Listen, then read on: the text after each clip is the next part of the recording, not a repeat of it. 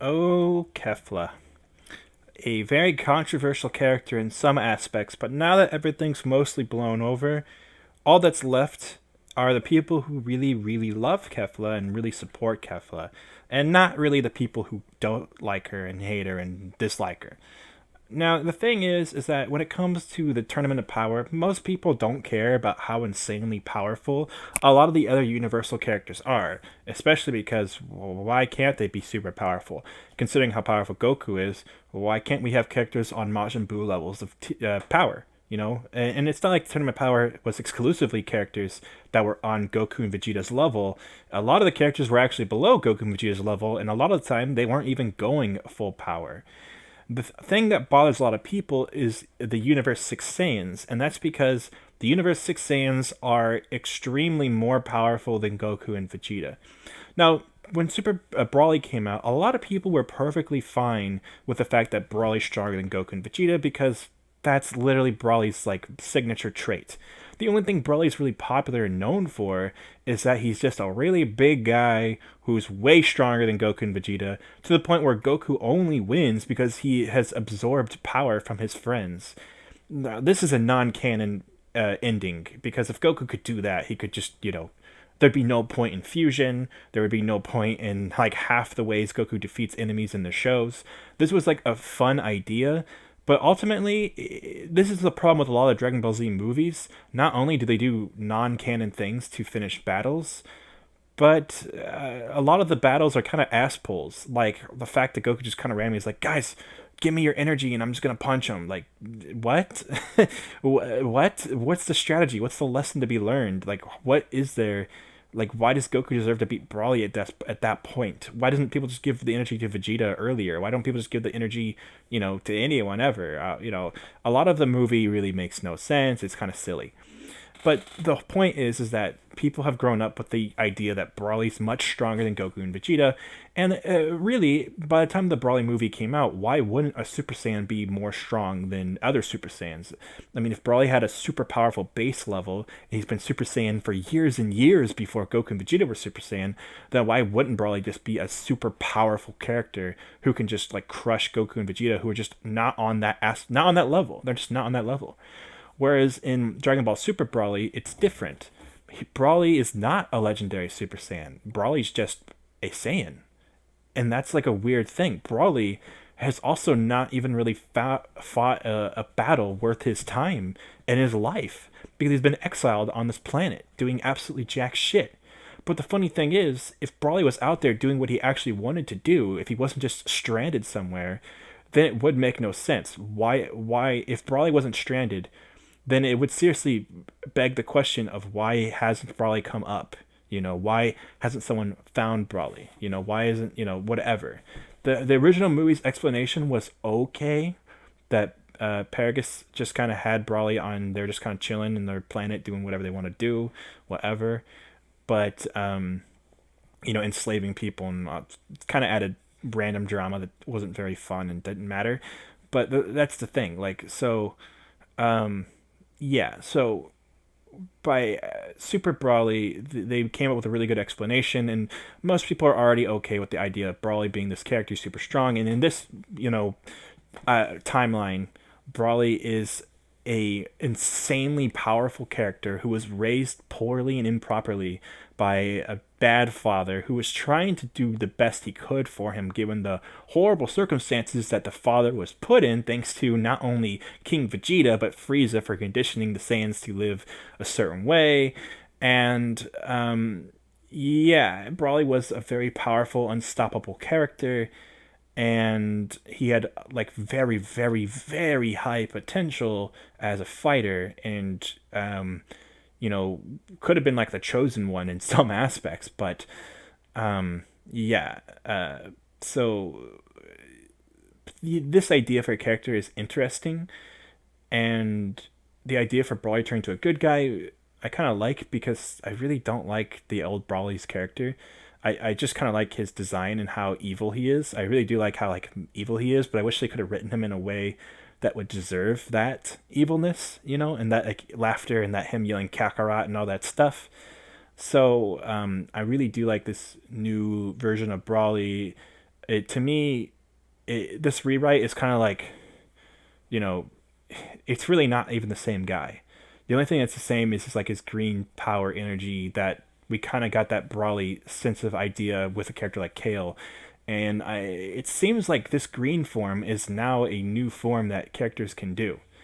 Because Kale can do it and Brawly can do it. So it seems like that's still canon. Brawly's green Super Saiyan form is still canon. So that's like some form that is not exclusive to Universe 6, that exists, but Goku and Gohan and Vegeta just never tapped into it. And it must have something to do with like a pure rage or something. And Goku and Vegeta have never like lost themselves to pure power before. But maybe your power ceiling has to be incredibly high before you can tap into it. And maybe it is stronger than God when you tap into it or something like that. So, it's very well possible that we might get more of an explanation when Super comes out. But let's talk about the other character with green hair, Kefla and Kale. And I guess the non-fused form of this character's name is like Khalifa or something like that. Or it's supposed to be like cauliflower, and the other one's Kale. And then when they're fused, they're Kefla. The thing about these Universe 6 scenes, and of course Kappa, which I like Kappa a lot. Most people like Kappa. The thing is that Kappa was this character who he was like one of the strongest warriors from Universe 6, this very proud Saiyan warrior from a very different version of Saiyans, because the alternate version of this universe is way, way different. And because of this, when Vegeta meets Kappa, he kind of has a fondness for him because he's meeting another Saiyan, and he, wants to help Kappa get stronger. And even in the Tournament of Power, Kappa and Vegeta basically promise they're going to make sure the other one comes back. They're going to make sure the other one survives.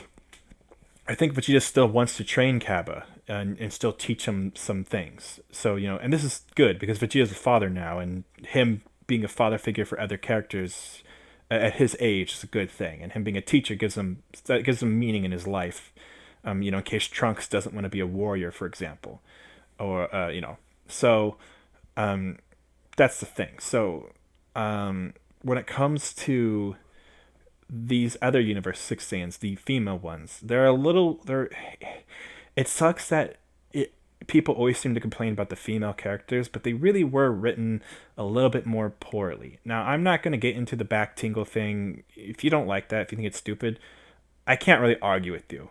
If Kappa was at least inspired by some sort of anger and rage to turn to a Super Saiyan, whether it be from a traumatic loss, whether it be from something else.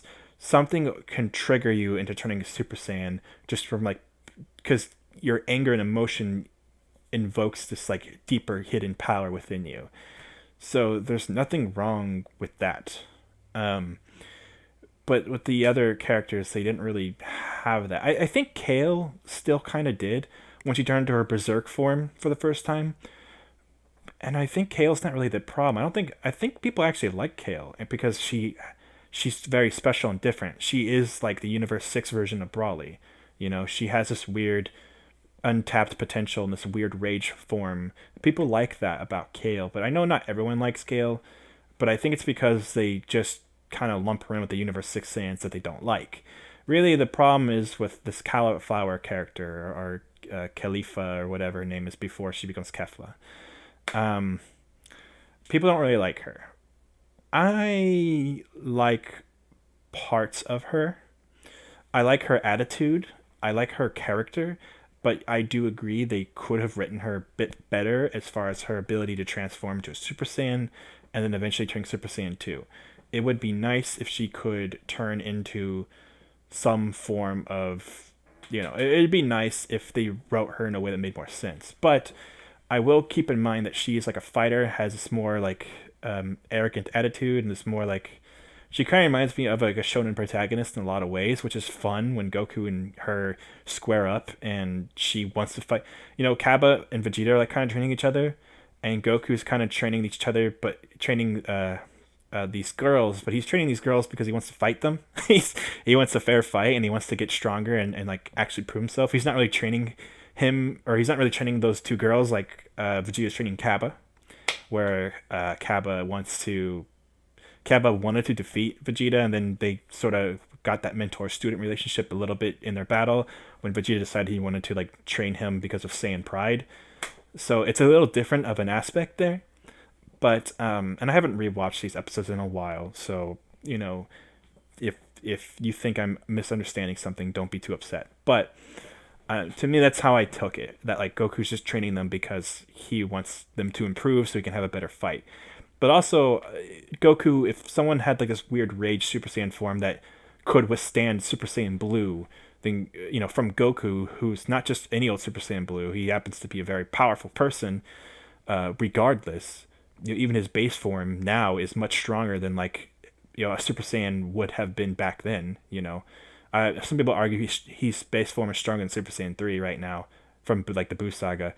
I don't exactly know how it all works, but I do know that Super Saiyan 3 is pretty much a useless transformation at this point because his base form is stronger, a lot stronger than it used to be, and the Super Saiyan multiplier plus his base form is so powerful already, and there's no point in draining more ki consumption if he needs to crank it up. He doesn't need to go Super Saiyan 2 or Super Saiyan 3. He can just go Super Saiyan Blue, which is already stronger than Super Saiyan 3. So and it doesn't drain his ki the same way. So if he really needs to multiply his power, he can just go Super Saiyan Blue, which is why Super Saiyan 2 and 3 have been kind of deleted, which I kind of like because now it goes in form of like hair color, like yellow to red to blue are all strong. And the fun thing about Super Broly was that they tried to differentiate God and Super Saiyan God, Super Saiyan a lot differently.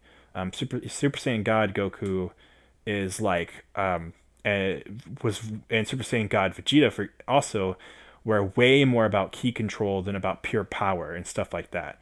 And they were doing fun, cool techniques in that form because that form is like pure ki and stuff like that, which is why you had some really cool fight scenes and Goku doing like a paralyzing attack in that form, which Goku could have done really any time, but just being in God form, I don't know, he seems to fight a lot smarter, at least in Super Broly.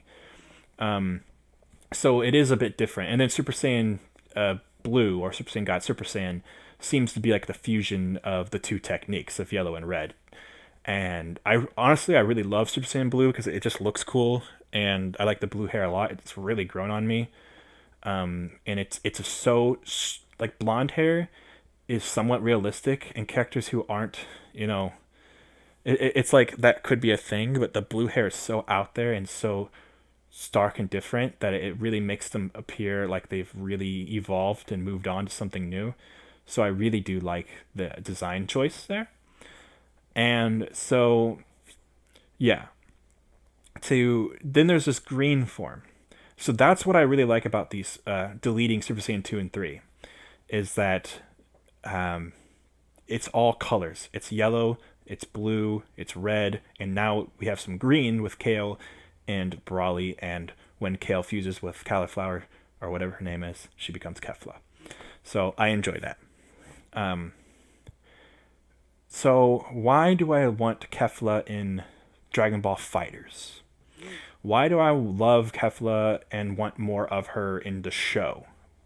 Why is it that what I would be most excited to see would be a new arc featuring the Universe 6 Saiyans, and maybe just more of Universe 6 in general, because Hit is still a fantastic character. He's probably still the best character they've added from Super. I'm not talking about the movies, because if we're talking about all of Super, including the movies, then I would say like Beerus.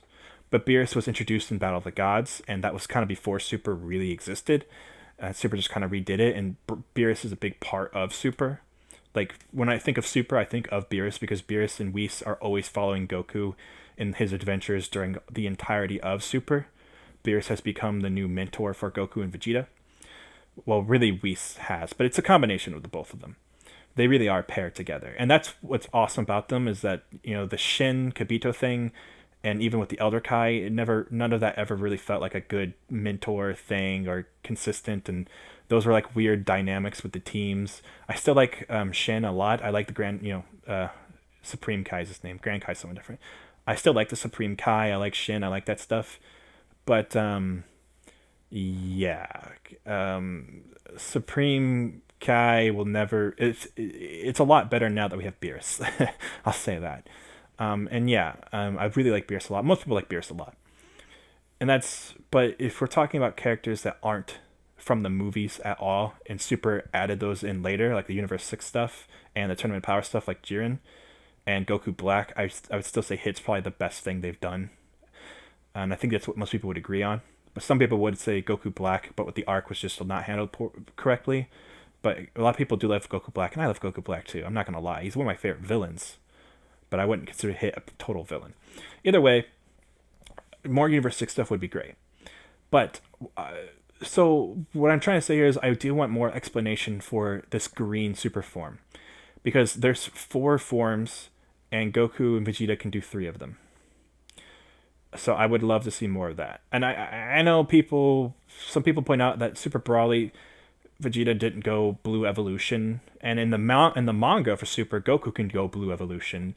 So both of them can kind of do it, but in the anime so far, Goku hasn't been able to tap into Blue Evolution.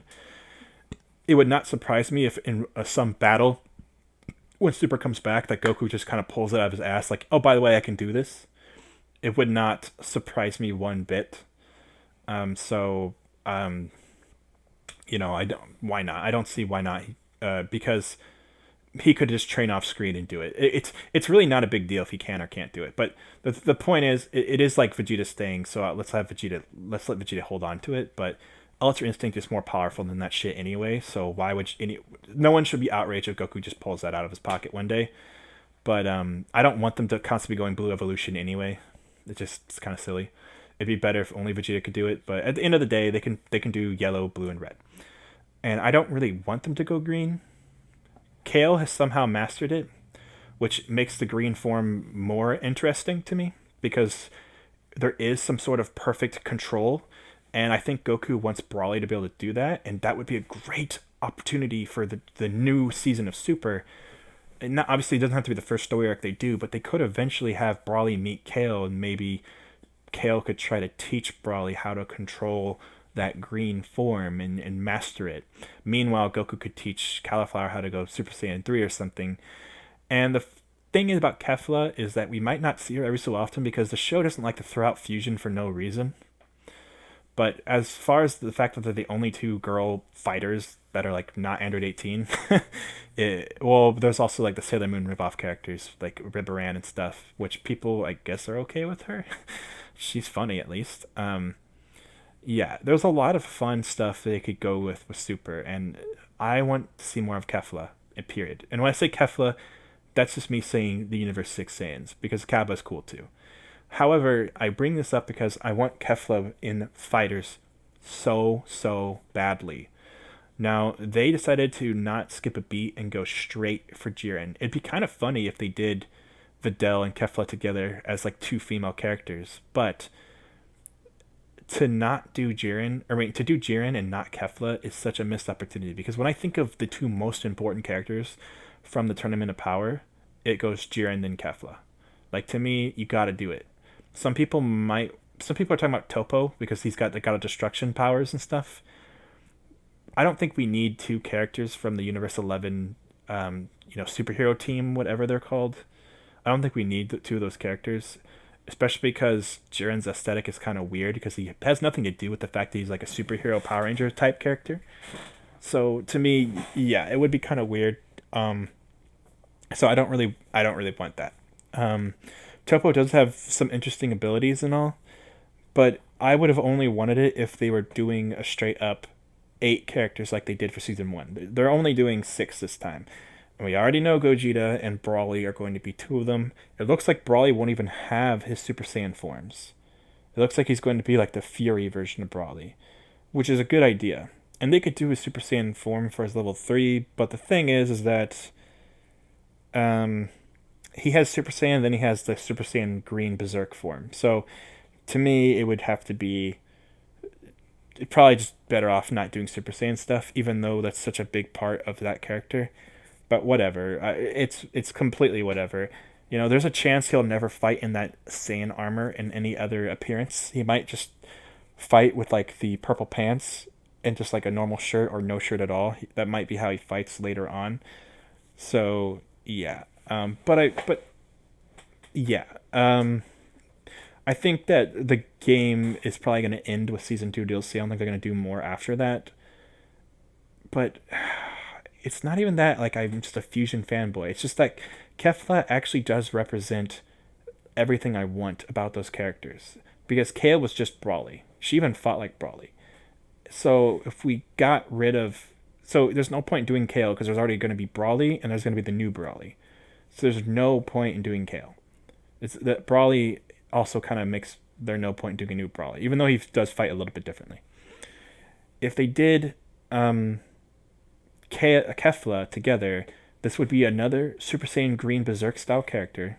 This would be a female character. This would be a fusion character. This would be Universe 6 Saiyans. It represents so many things. But her moveset is kind of interesting with the red and green key thing she's got going on. I like her final move where she takes 2 blasts from her hands and then put them together to make 1 blast.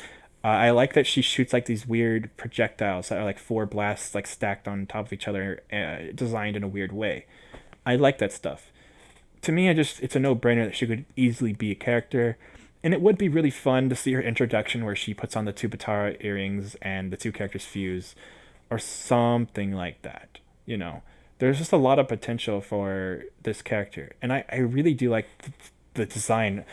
I like both those 2 girls, and I like when they're fused a lot. It's more than just that they're like a fan service character or whatever. They are fun.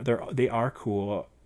They aren't written the best. I think Kale's written a lot more better than the other one. I think Kale's way more interesting, and yeah. And I hope people who criticize those 2 kind of remember that Kale actually did turn Super Saiyan for a somewhat legitimate reason. It wasn't just like her back tingled or something. And we have female Super Saiyans, which we never thought we were going to get ever, because Toriyama loves making all the female characters into housewives and they don't want to fight anymore and all that stuff. Like, yeah. So I think it's very possible. If they do hurt Kefla, though, they have to do Master Roshi in fighters besides her. They can't just straight up do Super Saiyan 4 Goku. And sadly, Super Saiyan 4 Goku in the fighters would be amazing, because I don't want Super Saiyan 4 in Super. In fact, if they did Super Saiyan 4, they would have to call it something different. They'd have to make it something different. It couldn't be called Super Saiyan 4. It had to be called Super Saiyan Ape or something like that, because that's the whole point of it. And also, Super changes the designs of things that aren't canon slightly, like Gogeta, slightly different colored, and of course now he has blue hair. And what was I saying about like Brawly looks way different, and then when we got the first non-canon thing, like Kale having Brawly's powers, it was with a girl character, and she does look very reminiscent and similar to Brawly when she transforms. But again, it's very different. It's not straight up Brawly. It is like a female Brawly for some reason. Don't get me wrong. She's literally tan-skinned, and when she turns Super Saiyan, Rage form or Berserk form, she gets a lot more lighter complexion. So yeah, either way, Kefla in fighters would be perfect. But if they did Kefla, they would have to also do like Roshi from fighters. And that is sad, because that means there's no Super Saiyan 4 Goku. I can't see how they wouldn't do Roshi, because his elements in Tournament of Power are just so awesome. If Tien and Yamcha are in the game, not doing Roshi at this point would be a super misstep, because Tien and Yamcha actually do represent a lot of Dragon Ball in fighters. Spirit Ball and the Volleyball Fist and stuff like that. So it would just be a huge... And Wolfing Fist, don't get me... Those characters are straight up from Dragon Ball, so it would just be a huge missed opportunity to not do Master Roshi. But I never saw Videl coming, which is why I wanted characters like Mercenary Tao. But Tao will probably not happen, and I don't want Tao if... I'd rather have Videl, to be honest. Tao would be awesome, though, but that would be if they did 8 fighters. So I'm thinking the next 2 would have to be Roshi and Kefla. If they don't do Kefla, I will honestly be very upset. But at the same time, if they did Super Saiyan 4 Goku, that'd be the only reason why I would let it go. I literally don't want Super Saiyan 4 Gogeta, especially if they have Gogeta Blue on the way. I literally don't want that. But yeah, if they do, um, I don't think they're going to do anything from GT at all in fighters. So I think that what we really have to think about is, um, I don't think GT should be off the table because they already did Bardock and Brawley from the movies. But if we do get something, yeah. So that's my whole thing. I really want Kefla in the game, and I want the show to go back on Kefla. I know a lot of this video didn't really talk about Kefla straight up, and I rant and go on tangents and stuff, but it's all part of Dragon Ball, and I hope it's, it's interesting to you guys. So that's my 2 cents on Kefla. I do like the character a lot, and I hope she is in fighters. That's all I care about. She's already in Dokkan Battle, and she's probably going to be in Legends later. So yeah, I just want her in fighters. So I'll catch you guys on the next one. Peace.